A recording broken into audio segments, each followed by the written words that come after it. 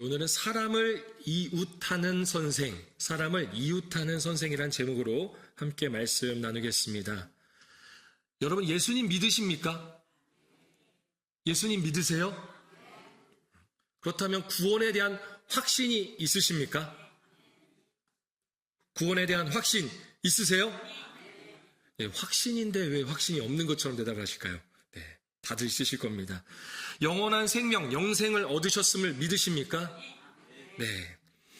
목회 데이터 연구소라는 곳이 있습니다. 이곳에서 23년 6월에 교회를 다니는 사람들, 즉 교인들 1000명을 대상으로 조사를 했습니다.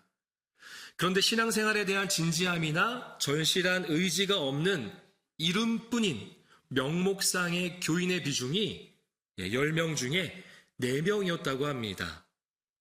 명목상 교인. 이들은 매주 예배를 참석하냐는 질문에 49.1%, 즉 절반만 매주 예배를 참석한다고 답을 했습니다. 또 구원에 대한 확신에 대해서도요, 51%, 즉 절반만 구원에 대한 확신이 있다고 대답을 했습니다. 물론 분명하게 나는 기독교인입니다 라고 답한 사람들은요, 100%가 구원에 대한 확신이 있다고 답을 했습니다. 그렇다면 기독교를 믿는 목적이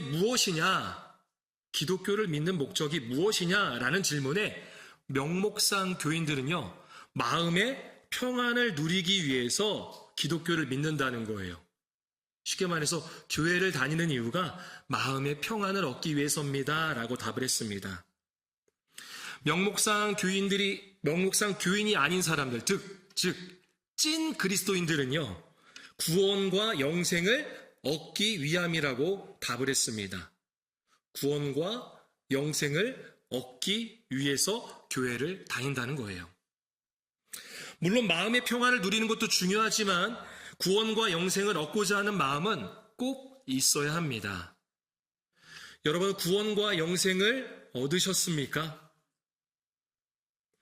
오늘 본문 25절에 보면요, 어떠한 사람이 이러한 질문을 하죠. 우리 25절 말씀 같이 읽겠습니다. 어떤 율법 교사가 일어나 예수를 시험하여 이르되 선생님, 내가 무엇을 하여야 영생을 얻으리이까? 어떤 율법 교사, 즉 율법을 가르치는 선생이 예수님께 묻습니다. 선생이 예수님께 물어요. 선생님, 내가 무엇을 해야지 영생을 얻을 수 있습니까? 아마 이 질문은 오늘 본문의 율법 교사뿐만이 아니라 모든 사람들이, 모든 인류가 갖고 있는 질문이라 볼 수 있습니다. 어떻게 하면 영생을 얻을 수 있을까? 어떻게 하면 영원히 살 수 있을까? 이 질문에 예수님은 야, 너 율법 교사잖아. 잘 알잖아. 율법에 뭐라고 적혀 있니? 라고 되물으십니다. 유대인은 율법의 가지수를요, 613개로 생각을 하고 있습니다. 율법의 가지수를요, 613개. 어마어마하게 많죠.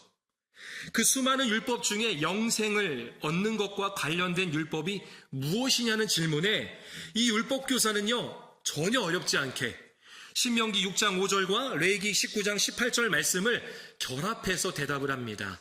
우리 신명기 6장 5절부터 함께 읽어보겠습니다.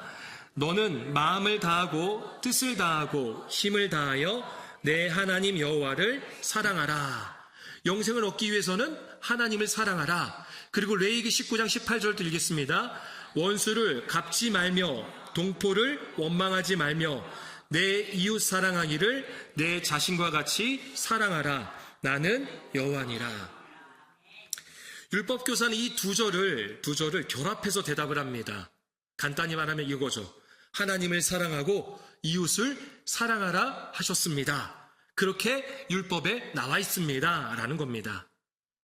예수님은 그래, 잘 알고 있네. 그럼 그대로 행해. 그러면 영생 얻을 수 있어 라고 말씀하십니다.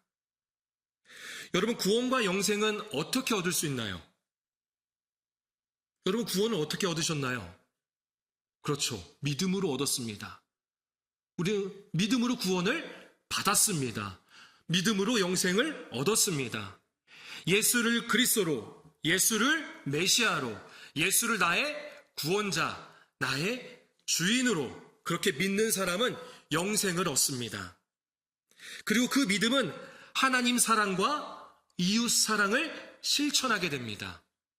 믿음으로 끝나는 것이 아니라 행함으로 이어진다는 거예요. 그 큰 행함이 뭐예요? 하나님을 사랑하고 이웃을 사랑하는 것입니다. 그렇다면 우리가 하나님에 대해서는 알고 있는데 우리의 이웃은 누구일까요? 우리의 이웃. 내가 사랑해야 할 이웃은 누구일까요? 율법교사는 이어서 질문합니다. 본문 29절 말씀을 본문 29절 함께 읽겠습니다. 그 사람이 자기를 옳게 보이려고 예수께 여짜오되 그러면 내 이웃이 누구니까? 오늘 본문은 누가복음입니다. 이 누가복음에서 사실은 이 질문이 가장 중요한 질문입니다. 내 이웃이 누구니까? 목축업을 주로 하던 시대의 이웃은요, 동료를 의미했습니다. 동료. 일을 함께하는 동료. 당시에는 일을 함께하는 친족 또는 친구들이 이웃이었습니다. 그리고 당시의 율법 교사들은 유대 공동체의 구성원들만, 즉 유대인들만 빛의 아들들이라고 부르며 이웃으로 규정했습니다. 유대인만 이웃이고 이방인은 이웃이 아닌 거예요. 오히려 이방인들은 어둠의 자식들로 여기면서 미워하라고 가르쳤습니다.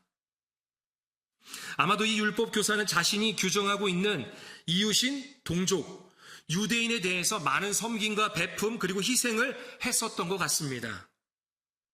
그리고 예수님도 유대인이잖아요. 예수님도 유대인이니까 그러면 분명히 예수님이 유대인이어서 우리가 남이가 당연히 너와 나의 이웃은 우리 유대인이지 라는 말을 하실 줄 알았던 것 같습니다. 그런데 예수님은 내 이웃이 누구입니까? 라는 질문에 한 비유를 설명하십니다. 우리가 잘 아는 선한 사마리아인의 비유입니다. 그러니까 선한 사마리아인의 비유를 하신 이유는 뭐예요?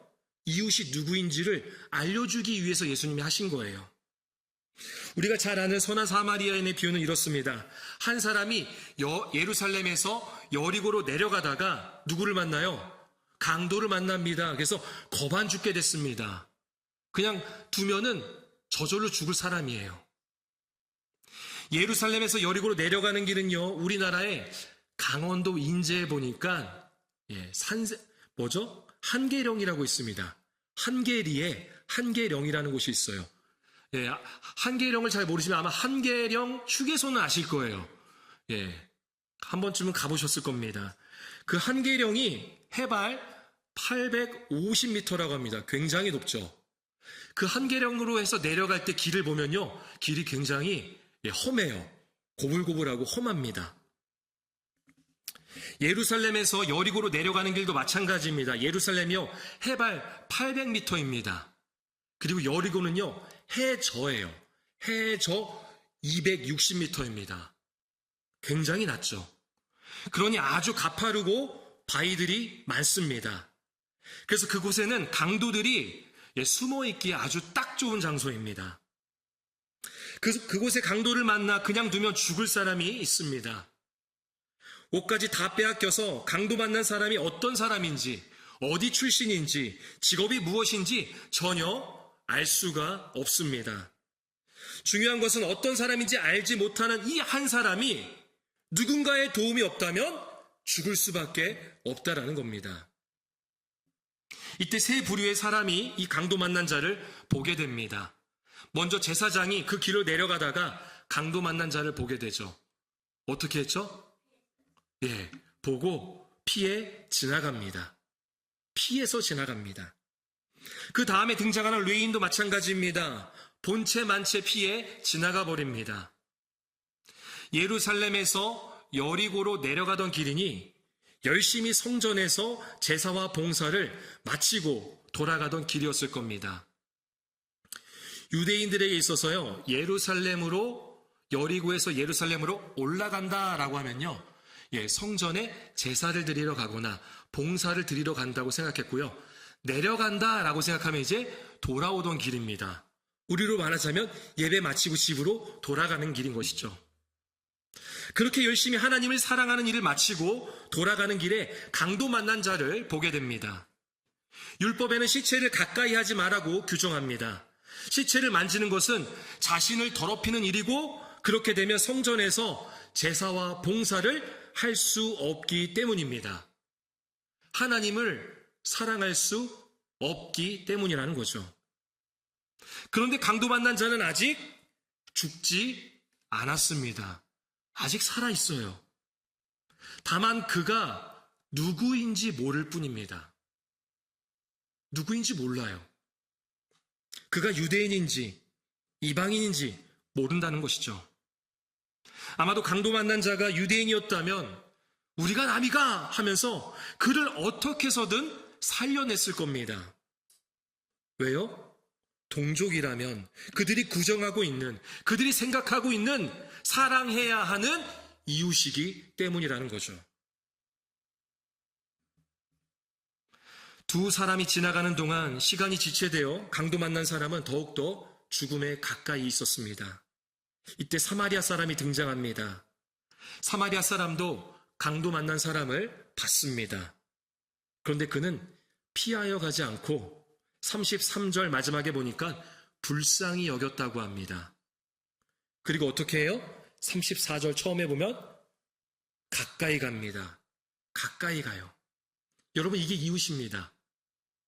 이게 이웃이에요, 이웃. 이웃의 원어적 의미는요, 가까이 가는 거예요. 곁으로 가는 거예요. 사마리아 사람은 강도 만난 자의 이웃이 되어줍니다. 기름과 포도주를 그 상처에 붓고 싸매주고요, 주막으로 데려가서 돌보아 줍니다. 다음날 사마리아 사람은요, 일정이 있었던 것 같습니다. 그래서 주막 주인에게 약 2주치의 방세를 지불하면서 이 사람을 잘 돌보아 달라고 부탁합니다. 혹시라도 추가 비용이 든다면 나중에 와서 그 추가 비용을 갚겠다고 약속을 합니다. 최선을 다해서 이웃이 되어줍니다. 이제 예수님이 율법교사에게 물으십니다. 너가 생각하기에는 이 세 사람 중에 누가 강도 만난 자의 이웃이 되겠느냐? 율법교사는 답합니다. 자비를 베푼 자니이다. 율법교사는요, 여전히 깨닫지 못합니다. 여전히 깨닫지 못해요. 사마리아 사람입니다 라고 대답해야 되잖아요. 자신들이 혐오하고 경멸하는 사마리아 사람이기에 사마리아 사람입니다 라는 말이 입에서 안 나오는 거예요. 차마 그 말을 할 수가 없는 거예요. 하기 싫어서 어떻게 대답을 해요? 자비를 베푼 자니이다. 예수님은 너도 이와 같이 하라라고 말씀하십니다. 여러분, 예수를 그리스도로 믿으십니까? 믿음으로 구원과 영생을 받으셨죠. 그렇다면 믿음으로 하나님을 사랑하고 이웃도 사랑하고 계신가요? 그러면 다시 묻겠습니다. 여러분의 이웃은 누구입니까? 여러분의 이웃은 누구입니까? 혹시 나는 내가 이웃하는 사람을 나의 경험과 생각으로서 규정하고 있지는 않습니까? 나이나 성별 또는 삶의 생활 수준이나 정치적 성향 아니면 오랜 시간의 인간적인 정으로 규정하고 있지는 않습니까? 비유 속 제사장과 레위인처럼 만약 유대인이었으면 어떻게든 살려내야 할 이웃이고 이방인이었으면 죽어도 상관없는 내 이웃이 아닌 자로 여기는 마음이 혹시 내 마음에도 있지 않습니까? 그렇다면 내 믿음은 진짜일까요? 야고보서 2장 14절과 17절의 말씀을 같이 한번 읽겠습니다. 함께 읽겠습니다. 내 형제들아, 만일 사람이 믿음이 있노라 하고 행함이 없으면 무슨 유익이 있으리요? 그 믿음이 능히 자기를 구원하겠느냐? 이와 같이 행함이 없는 믿음은 그 자체가 죽은 것이라. 야고보는 말합니다. 행함이 없는 믿음은 구원에 아무 유익이 없다는 거예요. 구원에 아무 유익이 없다는 거예요. 행함이 없는 믿음은 구원과 상관이 없다라는 겁니다. 오히려 그러한 믿음은 죽은 것이라고까지, 죽은 믿음이라고까지 이야기합니다. 헛된 믿음이라는 거죠. 나 믿어! 라고 하는데 행함으로 나타내지 못한다면 그 믿음은 가짜, 죽은 버릇이라는 겁니다. 내가 구원받은 것에 전혀 유익을 줄 수가 없다라는 거예요. 우리는 믿음으로 구원을 받습니다. 행함으로 구원을 받는 게 아니에요. 믿음으로 구원을 받습니다. 그런데 우리의 믿음은 행함으로 나타나게 되어 있습니다. 그 행함의 예가 오늘 예수님께서 말씀하시는 어느 누구도 차별하지 않고 이웃하는 것입니다. 차별하지 않고 가까이 하는 것입니다. 차별하지 않고 곁에 함께하는 것입니다. 그것이 바로 이웃입니다. 이웃사랑, 우리의 믿음으로 나타내야 될 실천, 행함인 것이죠. 경기도 의정부에 있는 어느 상가 빌딩에 일주일에 3번씩 청소하러 오는 50대 중반의 남자 청소부가 있었다고 합니다. 비록 청소하는 일은 서툴긴 했지만 성실히 일을 했다고 합니다. 그러나 건물주일은 그의 청소 상태가 늘 못마땅해서 투덜거렸습니다. 이 중년의 청소부는 주인에게 쓴소리를 들어도 웃기만 할 뿐 싫은 표정을 짓지 않았대요. 그러던 어느 날 빌딩 주인이 신문을 보다가 어디서 많이 본 듯한 사람의 사진을 발견했습니다. 그 신문의 기사는 이렇습니다. 군에서 사단장까지 하던 사람이 뒤늦게 신학 공부를 해서 목사가 되어 목회를 시작했습니다. 그런데 어느 주일 목사는 말로만 사랑을 외치지 말고 선한 사마리아인처럼 어려움에 처한 이들을 직접 돕고자 설교를 했다고 합니다. 그리고 그 다음 주일에 다시 한번 설교를 상기시키면서 일주일 동안 말씀대로 누구를 도왔는지 물었는데 놀랍게도 성도들 중 어느 한 사람도 어려운 사람을 도운 사람이 없었다라는 것입니다. 심지어 목사 자신도 주변의 어려운 이들을 한 사람도 돕지 못했다고 합니다. 그래서 목사와 교인들은 그 자리에서 회개를 하고는 각자 생업 외에 한 가지씩 아르바이트를 해서 그 돈으로 근처 부대 사병들에게 초코파이이며 음료수와 과자를 사주는 일을 하기로 결정을 했고 그렇게 벌써 몇 년째 계속해서 그 일을 하고 있다는 것입니다. 목사도 직접 아르바이트를 하고 있지만 어디에서 무슨 일을 하고 있는지는 아무도 모른다는 내용의 기사였습니다. 기사를 읽은 빌딩 주인은 충격에 휩싸였습니다. 기사의 주인공이 오늘 아침에 자신의 빌딩에서 만난 청소부였기 때문입니다. 여러분들의 믿음을 점검해 보십시오. 여러분의 구원과 영생을 점검해 보시길 바랍니다. 무엇을 통해서요? 이웃을 통해서요. 내가 이웃을 어떻게 사랑하는지, 나의 이웃이 누구인지, 그것을 통해서 우리는 우리의 믿음과 구원과 영생을 점검해 볼 수 있습니다. 우리의 믿음은 이웃 사랑이라는 행함으로, 그러한 실천으로 이어지게 됩니다. 그리고 내가 규정했던 이웃의 개념을 다 내려놓고 모든 사람과 이웃하는 구원받은 성도, 영생 얻은 성도가 되시기를 축복합니다. 그런데 하나님을 사랑하는 것도 어렵지만 모든 사람을 규정 없이 모든 사람을 이웃하여 사랑한다는 것은 더 어렵습니다. 그럴 때 우리가 기억해야 할 것이 있습니다. 바로 예수님이 이웃 사랑의 선생님이 되신다는 것입니다. 우리가 잘 아는 말씀이죠. 요한복음 3장 16절 말씀, 요한복음 3장 16절 말씀을 함께 읽겠습니다. 하나님이 세상을 이처럼 사랑하사 독생자를 주셨으니 이는 그를 믿는 자마다 멸망하지 않고 아멘. 여러분, 우리는요 강도 만난 자였습니다. 저와 여러분들이 바로 강도 만난 자였습니다.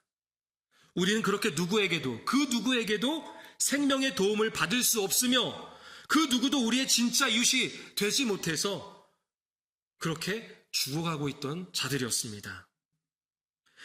그런데 하나님의 독생자 되시는 예수님께서 우리를 위해 십자가에서 죽으셨습니다. 십자가에서 나를 위해 죽으신 예수님을 믿는 사람은 어떻게 된다고요? 멸망하지 않고 영생을 얻게 됩니다. 우리는 믿음으로 구원과 영생을 얻은 자들입니다. 예수님 십자가를 통해서 우리와 이웃하여 주셨기 때문입니다.